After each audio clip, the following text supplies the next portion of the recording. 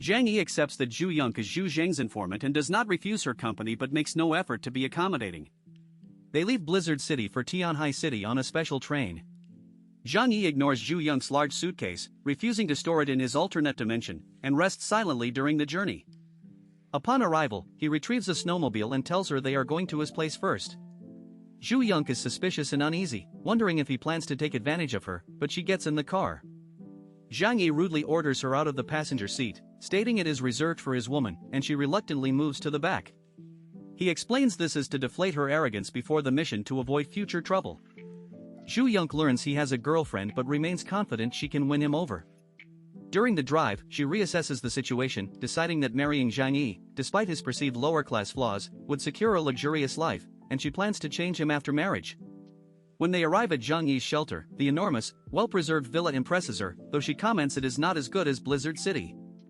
Zhang Yi retorts that he didn't invite her to stay. Inside the shelter, Zhu Yonk is utterly shocked by the opulent, warm interior filled with high-end luxury items and decor, which surpasses even Zhu Zheng's standard of living. When she asks how he obtained such items, Zhang Yi casually replies he picked them up from malls. Her shock deepens when Zhou Kor appears, whose stunning beauty and perfect figure immediately makes Zhu Yonk feel a profound sense of shame and inferiority upon comparison. Zhang Yi introduces Zhu Yonk to Zhou Kor as the mission companion sent by Zhu Zhang. Zhou Kor asks about the confidential mission and offers to help prepare or accompany him as a doctor, but Zhang Yi says it's not necessary yet. Yang Xia and Zhou Haimei appear, and Zhu Yonk recognizes them as pre-apocalypse celebrities.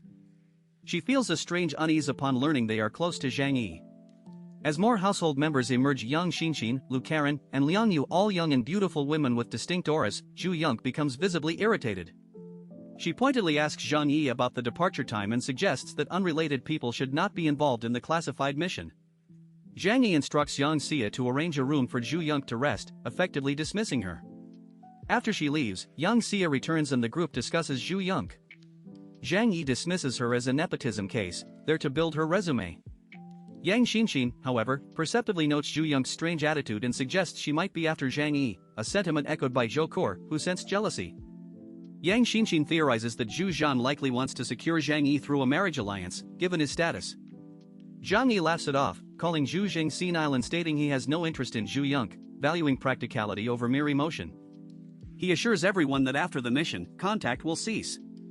Zhou Kor expresses concern about the long voyage fostering familiarity, but Zhang Yi promises he won't be tempted, aware of the trouble involvement would bring. Uncle Yu asks if the mission is high risk.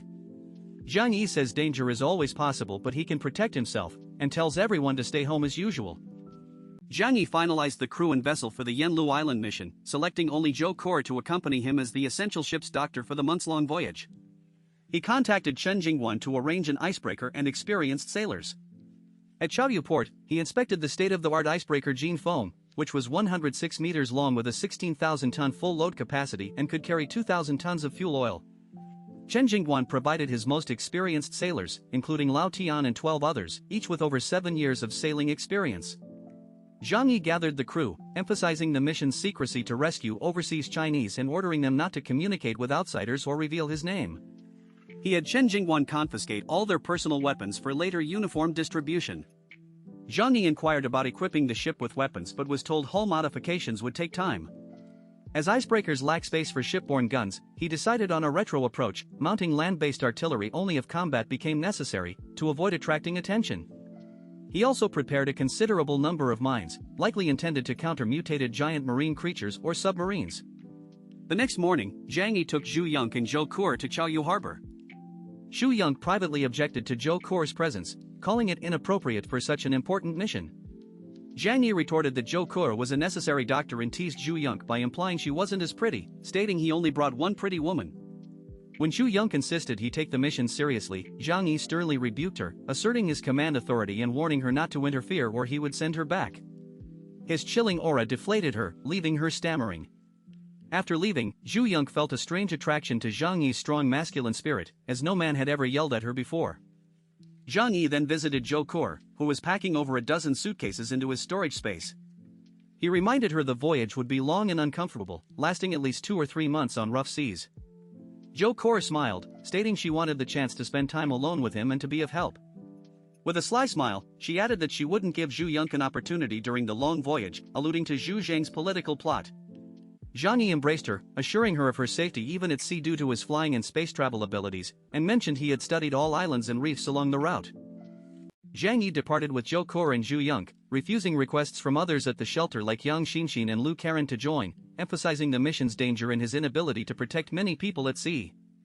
The shelter residents escorted them to Chaoyu Harbor, where they took a snowmobile over 10 kilometers to the deeper, unfrozen anchorage. The icebreaker Jin Feng was ready, its deck filled with equipped sailors.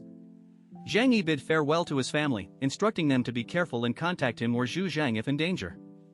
He then boarded with Zhou Kor and Zhu Yonk. Zhang Yi and Zhou Kor carried nothing, storing everything in the alternate dimension, while Zhu Yonk had 2 large suitcases carried aboard by sailors after Uncle Yu helped load them into the car. On deck, Zhu Yonk deliberately used her communicator to report to Zhu Zhang that they had boarded, showcasing her backing. Zhang Yi ignored this and signaled Lao Tian to set sail. The icebreaker crushed the thin ice and headed to sea. Zhang Yi and Zhou Kor settled into their warm, boiler-heated cabin, where he ensured comfortable living conditions with ample fuel and food from Zhu Zhang stored in the alternate dimension. The following days were monotonous. Lao Tian and the experienced crew followed Zhang Yi's order to take the safest route, avoiding pirate-frequented areas and waters around Japan with its Ronin, while also considering sea monster territories. The crew felt immense peace of mind and pride sailing with Zhang Yi. For the first half-month, the voyage within Huashu Kingdom territorial waters proceeded smoothly after notifying the patrolling East China Sea Navy. However, trouble began after leaving these waters. On the 17th day, needing to pass through Japanese waters, Lao Tian asked if they should contact Japanese maritime authorities. Zhang Yi, reading the book 1Q84, refused, stating to go straight through and deal with any obstacles. He reasoned that post-apocalypse defenses were weakened, Japan's navy was unstable, and contact might arouse suspicion. Zhu Zhang could handle negotiations if needed. Hours later, they received a warning from the Japanese Maritime Self-Defense Force. Zhang Yi instructed Lao Tian to explain they were a civilian vessel rescuing people and contacted Zhu Zhang to communicate. The Japanese, lacking full control, allowed passage. Shortly after leaving Japanese waters, violent explosions shook the ship slightly. Zhang Yi reassured Zhou Kor and flashed to the command center. Lao Tian and sailors, armed and angry at radar signals, reported the area had been mined and pirate ships were closing in. Lao Tian grimly suspected the Japanese had informed surrounding pirates. Zhang Yi calmly ordered them to control the ship while he handled the threat outside, then vanished. Half the sailors grabbed guns and headed to the deck, unwilling to be idle.